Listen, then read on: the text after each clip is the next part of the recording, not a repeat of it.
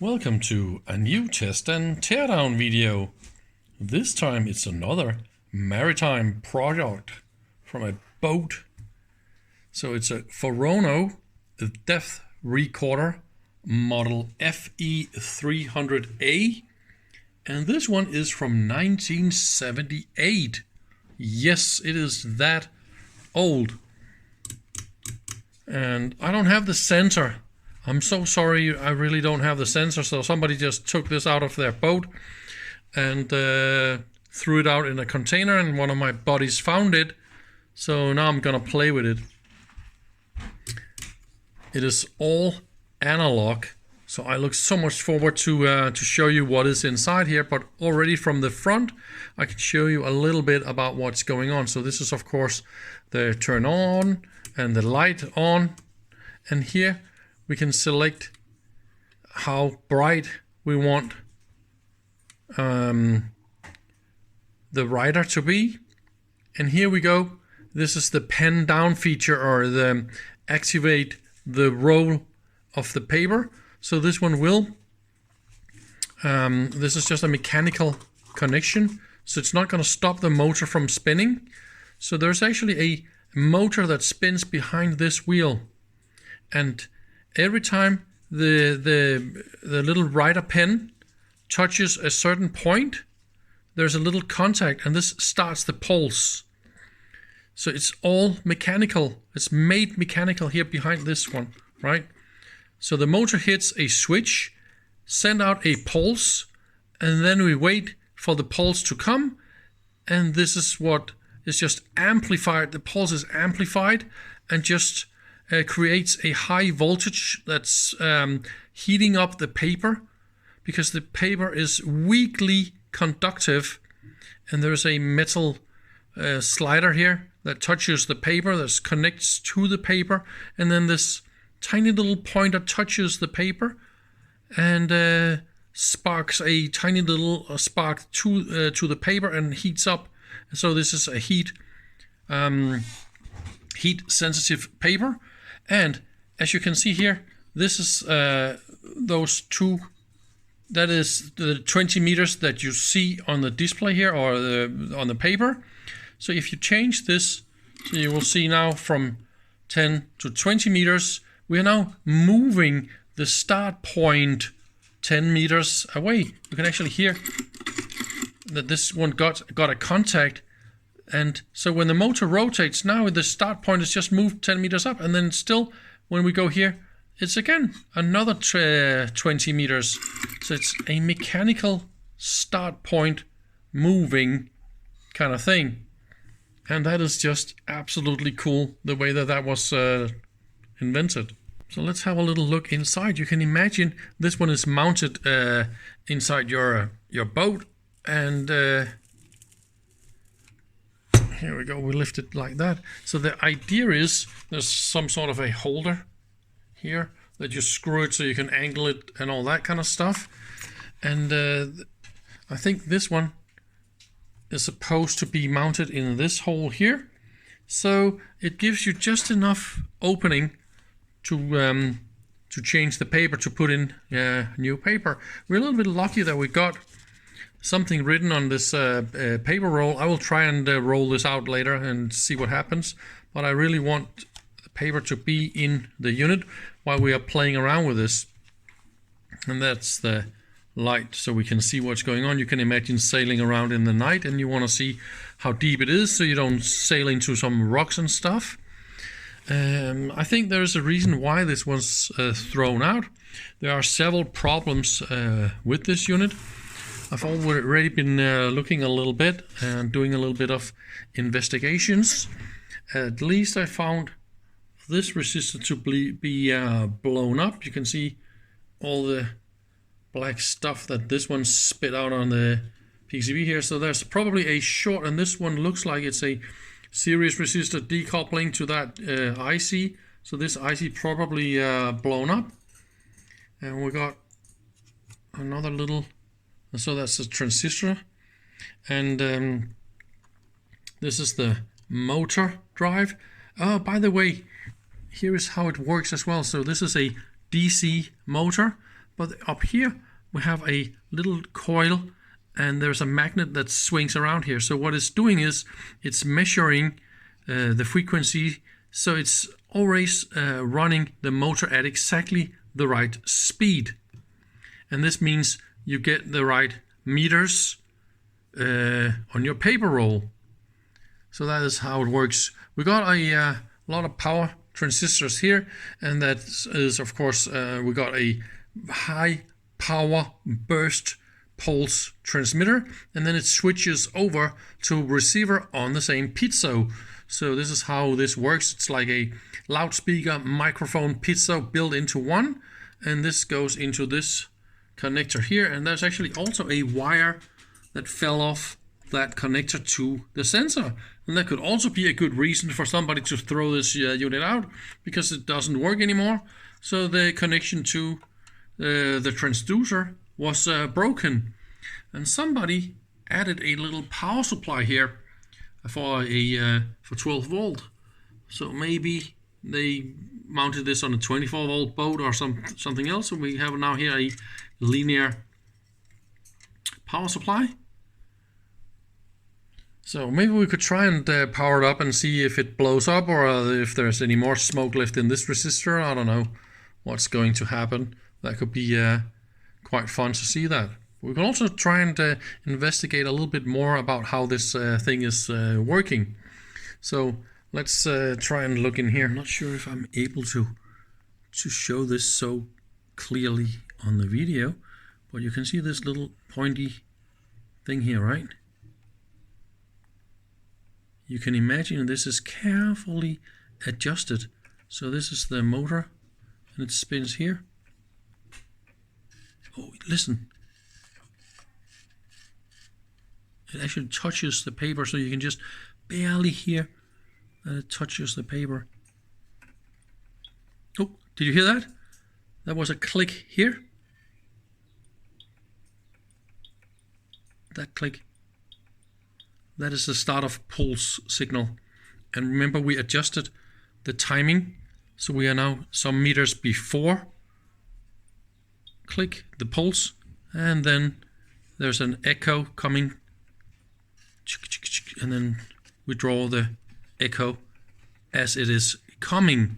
So there's no CPUs, there's no memories, there's no AD converters, there's none of all the fancy stuff that you have today. It's all analog and mechanic, and that is just the fantastic thing about this unit. So now we know how it works, and then there is a gear. There's of course a gearbox here, right? So the motor spins really, really fast, and here is a geared output from the motor, and this goes via those two rubber bands, and they are of course completely dead. As you can imagine, there's no coupling whatsoever here. They're totally loose and rusty crusty. So let's look at the paper down feature. Remember when we saw the instrument from the front, we have 3 knobs. The first was the on-off, and this is the brightness. This is just the voltage of the pen. And then the last one is the paper down feature, and this is just a mechanical thing. So if I try and let me see if I can do that. No, I can't get my finger in here. Yes, I can. See, if I turn this around, I actually hang on a minute. Oh, that was difficult. Let's see if I turn the, see, you can see that. You can see it's lifting that gear down to the worm gear, right? So now it's up and now it's down, right? So let's just leave it up for a second so I can turn around here manually.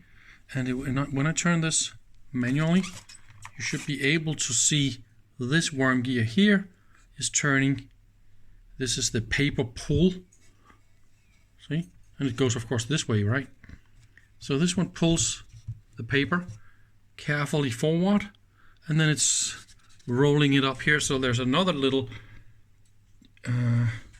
this spring here is turning down the big wheel up here, and that sucks in the paper like that in the paper collector. This is not rolled up correctly, so this is why it's doing this problem like that. And here is a springy push into this rubber roll, and that will let us grab the paper real nice and good here, right? There's of course also a manual knob here to roll the paper in when you change your paper reels. So one last look here before we power it up. So this is the rear name plate, and it actually shows this October 1978 and all that 12 volt and stuff. I'm actually a little bit sorry that it don't tell us how many amps this thing is using, and that will be the connector for the sensor. Somebody cut it like that, and it's just doing the dangly, and that is our DC input. Okay, blue is positive, great. So I think I'm ready for our first power up. I gave it 14 volts, just a little bit more for the 12 volt regulator. I gave it 800 milliamps current limit, and it swings. So we have a little blinky here, and I don't know if that is visible on the video, but this blink of course shows that the detector is working, and this is the voltage. I was actually expecting to get a thin line with full, and this is of course the, oh yeah, that doesn't of course work because the rubber band's not working. See? Aha, yeah. So I'm moving the blinkety blinky here, right?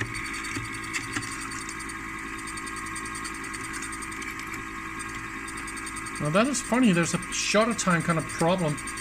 Oh, if I turn off the light here, it's moving the shutter. Oh, that's funny. But my eyes shows this one blinking all the time really nice and fine. It's not showing that on the video, unfortunately. I totally love it so far. So I can show you what I've done. I cleaned up everything, and I lubricated and I cleaned up all the gears and everything, right? So let's try and turn it on. Now it spins nicely, and the gear is now not engaged. Let's try and do that. So let's try and see what happens if I crank the... Yeah, here we go. Oy, oy, oy. It's difficult to take the hand in and out. See, now this is spinning, and this gear is spinning this way, right? So now it is actually moving the paper to the receiver. So now I want to measure what is going in and out here. Normally the transducers, that's only one piezo, but I think this old one here is probably a 2 piezo device, where you have a transmitter and a receiver piezo, and they're probably just mounted side by side on the boat, right?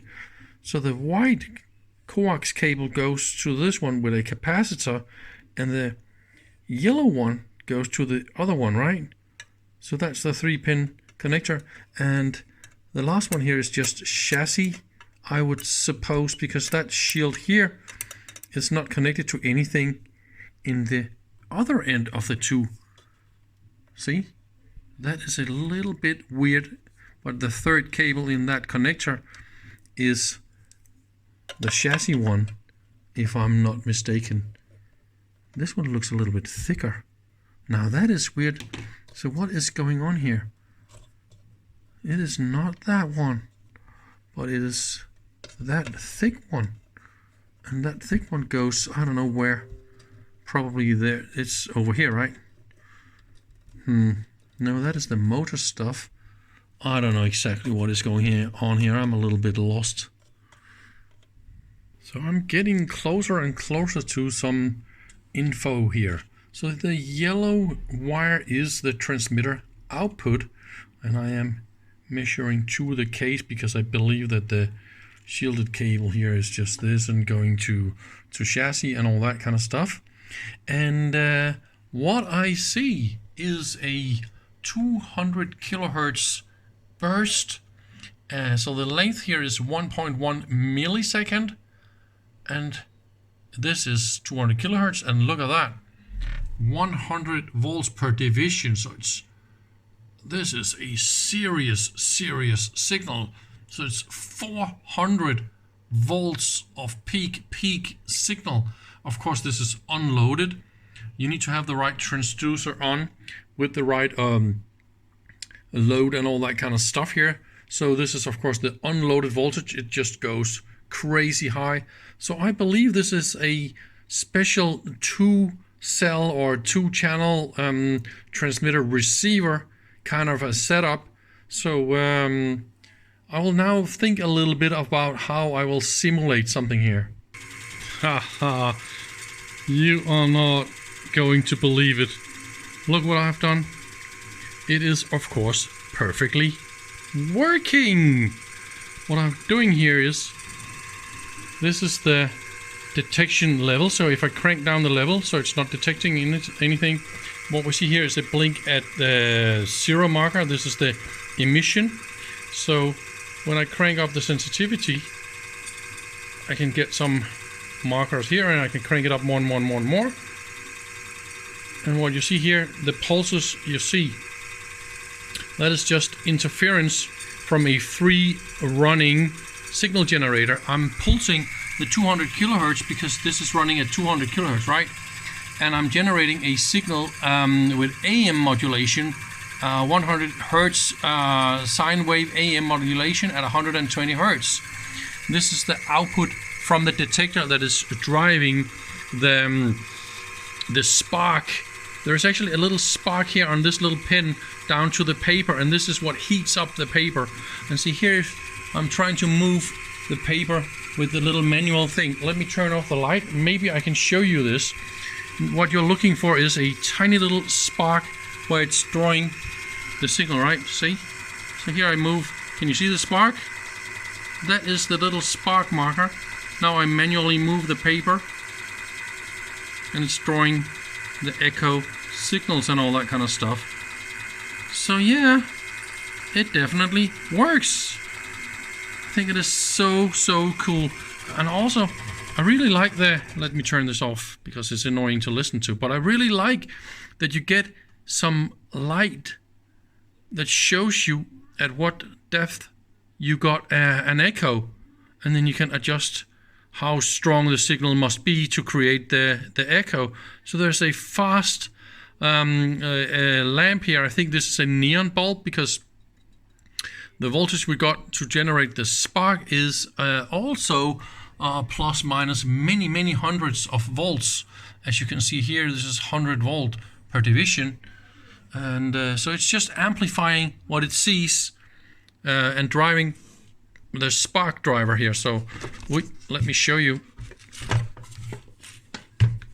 That is the spark driver, the little pen draw thing, and that resistor there is 100 ohms, and it's not broken.